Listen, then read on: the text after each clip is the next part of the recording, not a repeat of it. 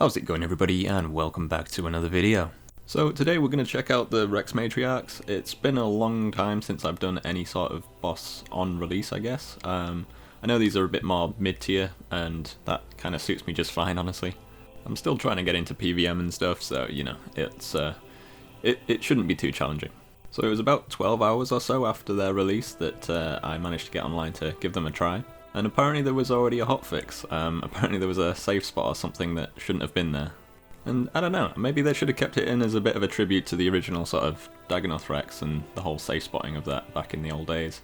But honestly, I think the safe spot was only kind of useful for the melee one, and I don't know, the melee one's super easy, so I don't even think it needs a safe spot.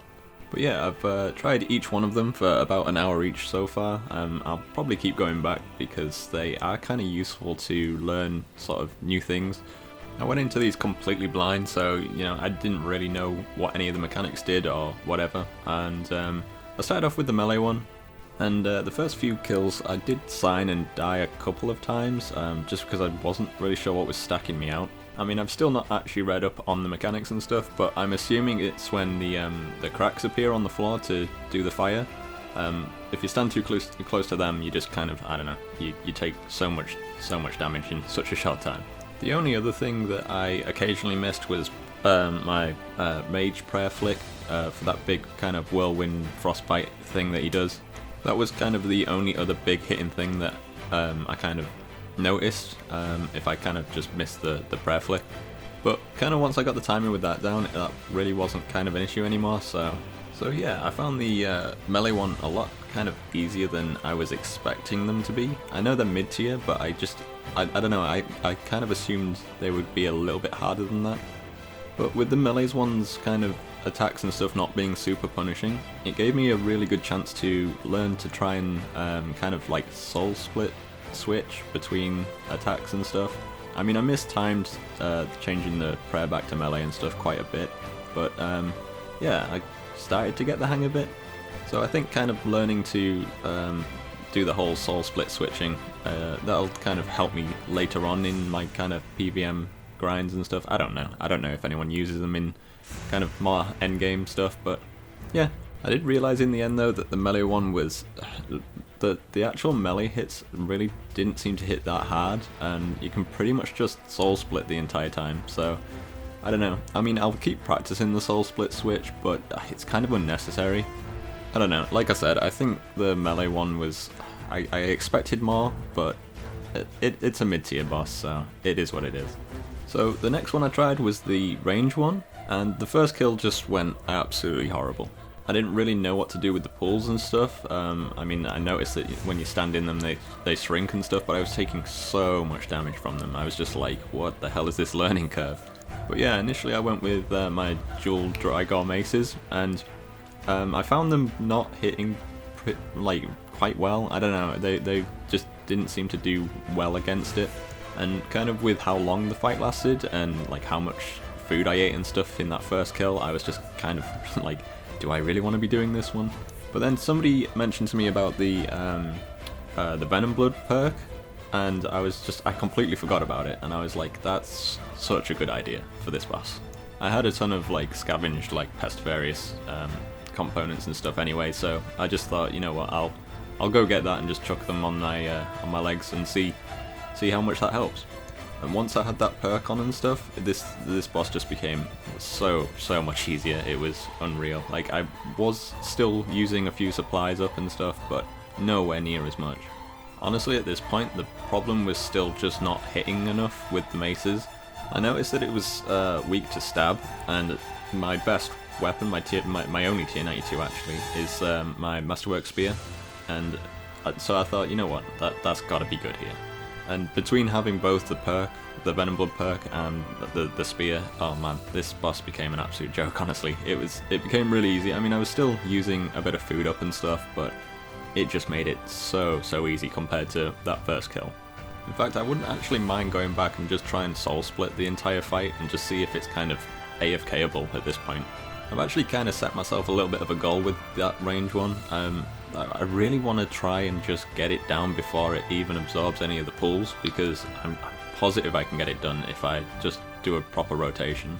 Because I'm kind of not sure whether or not it's worth going to just stand in the second pool because of the DPS loss of just like standing there absorbing it. I don't know whether I'd do more damage than it would heal in the kind of time I'm just stood there.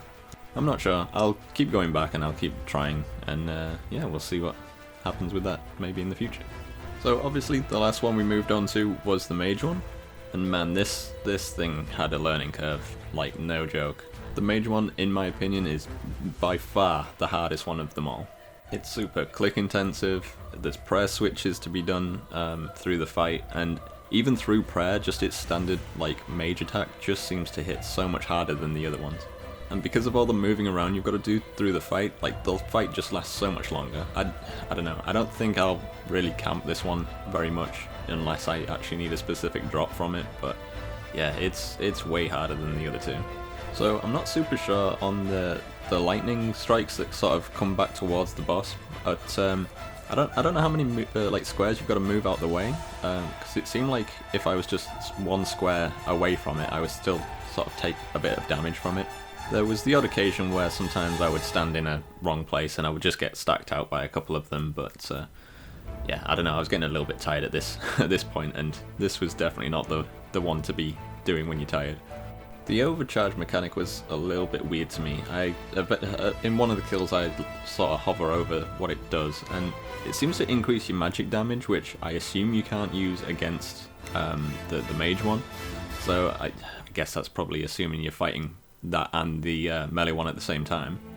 But it also reduces your surge cooldown by, I mean, I think it's pretty much instant. I never really tested it, to be fair, but I don't know why you'd want to be just surging around this boss. I don't know, maybe there's a reason for it. Initially doing this one, the big range hit that it does when it spins around, I missed that a lot at first because I didn't really realise it was happening until I just got this massive like 4k hit. But I eventually got the timing of that one down.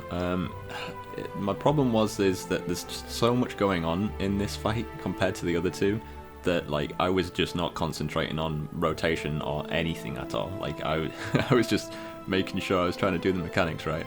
So I definitely found this one a little bit more stressful, but I kind of think that's going to be a good thing in the long run. It'll let me kind of learn to do things while there's a lot going on the screen. But yeah, this one's definitely my least favourite of the three. Overall, I think this was a pretty good update, to be fair, for sort of people of my kind of skill level, where you're just getting into PVM, the whole mid-tier thing. It's not too punishing, but it also will give you kind of a chance to learn when to use certain abilities and, you know, just try different things out. Like I said before, I kind of assumed they were going to be a little more challenging than they were, but yeah, I can't really fault them. They're pretty good. I'm not super sure on how much the drops are worth, so I don't know if they're going to be decent money. They'll probably turn out to be pretty okay money for like mid-tier, but anyone doing sort of high-end PVM, just I can't imagine that they'll even be, you know, touching these bosses since since day one. So I mean, I'll probably head back to these so that I can learn how to prayer flick a little bit better and try the whole soul split switching and stuff. But yeah, I think that's pretty much it for the video. If you enjoyed this kind of content, then please do consider subscribing. That way you won't miss out on any of my learning to PVM stuff. And as always, thank you very much for watching. Like it if you like it, dislike it if you dislike it, and I'll catch you in the next one.